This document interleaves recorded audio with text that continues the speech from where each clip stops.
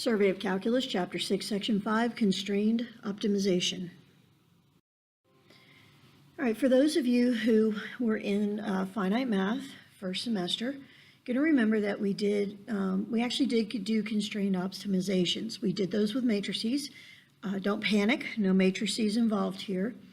But if you remember, what we did was we would find what was called the feasible region. We would find all the possible answers that fit whatever constraints they gave us. And remember, constraints are things that limit what you can do based on maybe availability of materials or availability of capital or availability of transportation or anything that might put a restriction on how much you can produce.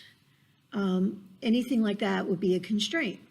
So we're going to be looking at, again, maximums and minimums, but this time within a given constraint. And we're not going to go as deep into it as we did in finite.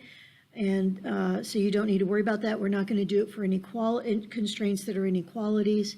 We're going to keep it pretty basic. This is the last section of the semester, so we don't want to go too overboard with it.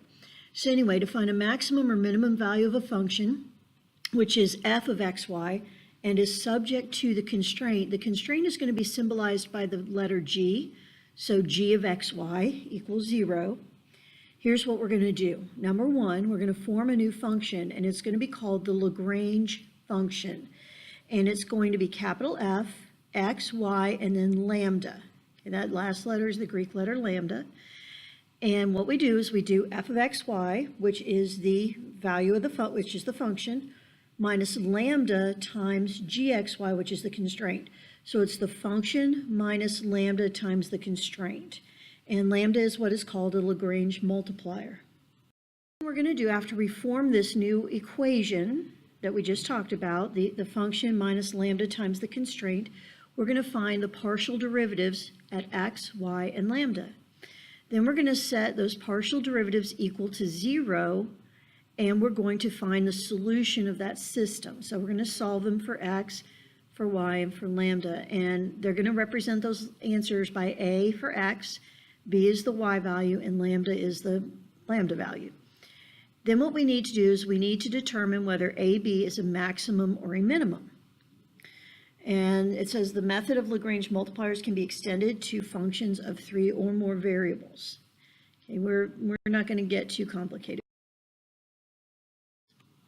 So we're going to find the maximum value of xy, which apparently from A, I would say that's probably an area formula. And it's subject to the constraint of x plus y equals 20.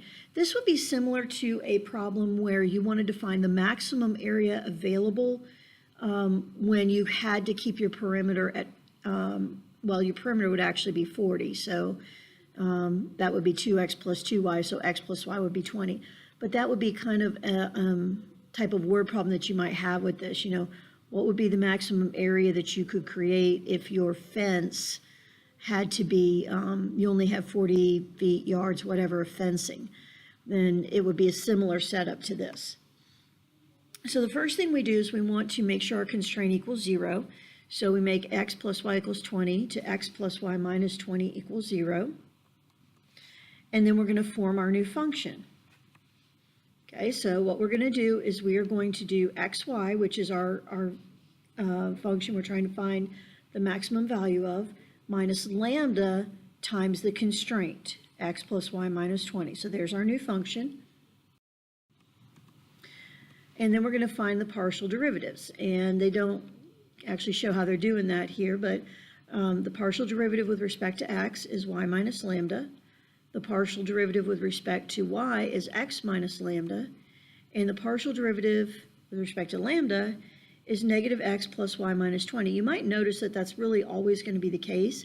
There's going to be a pattern to these, which is really nice because when there's a pattern, you can kind of skip some of the repetitive work and go straight to the answer, which is really nice once you recognize that. We're going to set each derivative equal to 0 and solve the system. So there we go. They're all equal to 0.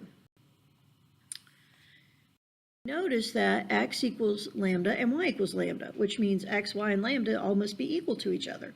So we can substitute x for y into the last equation, And we get that x is 10. Well, if x is 10, y is 10. So the maximum value of A, subject to the constraint occurs at 10, 10, and is 100. So the largest area that you can have will be 100. All right, now we just went through one together. Try this quick check. See if you can do this one by yourself.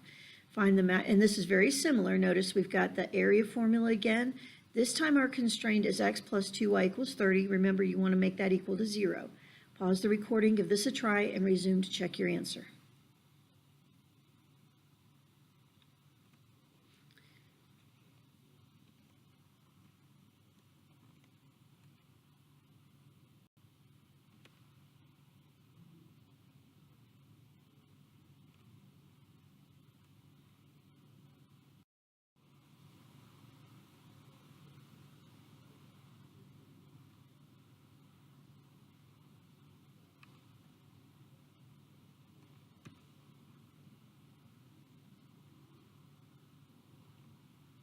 So our maximum area is when x is 15 and y is 7.5, which gives us 112.5.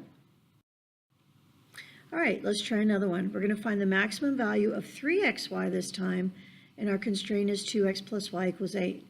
Pause the recording, give this a try, and then resume. We'll go over your answer.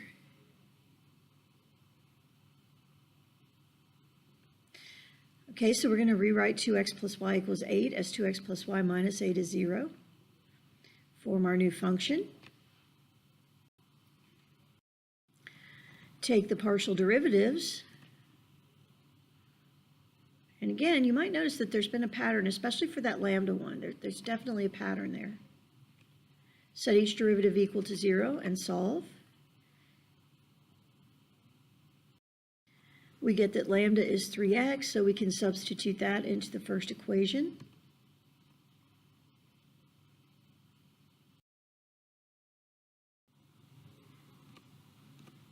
And substitute that y equals 2x into the third equation. We can finally solve for x. Once we know x, we can go back and figure out y. So the maximum value of f subject to the constraint will occur at 2, 4, and is 2 times 3 times 4, which is 24. Okay, now find the minimum value. Remember, this is for extremes, max and min, so this is going to work the same way. Pause the recording, give this a try, resume to check your answer. Be careful, this one's a little bit different. And also notice, by the way, that they've named the function g, which we've been doing the function as f, the constraint is g. So don't let that throw you off. The function is x squared plus y squared. The constraint is 3x minus y equals 1. Pause the recording, give it a try, and resume to check your answer.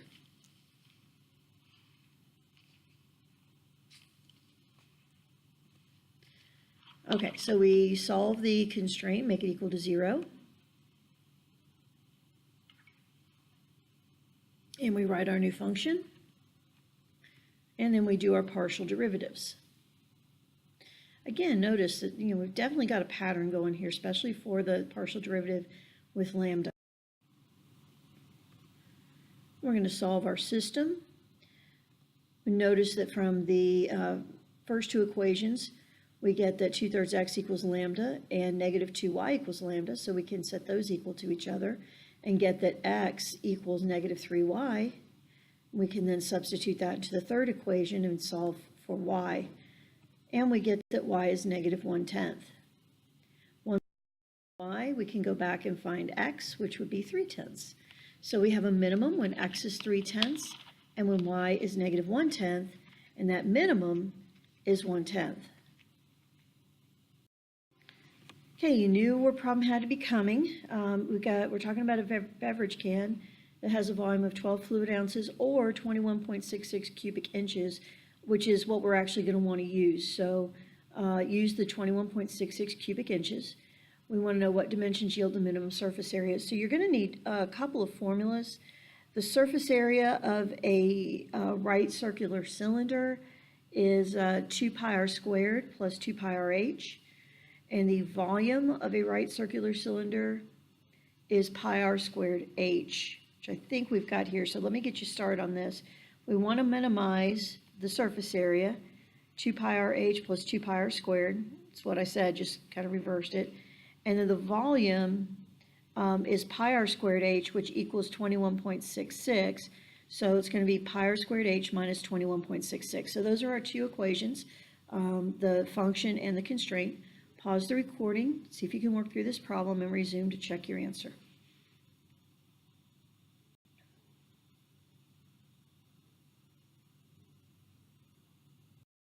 Okay, we form our new function just like we've been doing. Don't forget in all of these that pi is a constant no matter what. It is a constant. We do the partial derivatives. Lots of Greek letters. Set each equal to 0 and solve. And we're going to solve the first equation for r. So factor out the r, and then you can set each part equal to 0, and you get that r is either 0 or 2 over lambda. Now, a radius of 0 doesn't make a whole lot of sense. So since r doesn't make sense, you have no can if you have a radius of r, we're going to use 2 over lambda, and we're going to put it into the second equation. And this is just kind of combining terms here. And we move the h's to the other side, and we have 8 pi over lambda equals 2 pi h. So 4 over lambda equals h. And we know that r is 2 over lambda. So if r is 2 over lambda and h is 4 over lambda, then h must be 2 times r. Putting that into the third equation, we get that r, your radius is about 1.51 inches.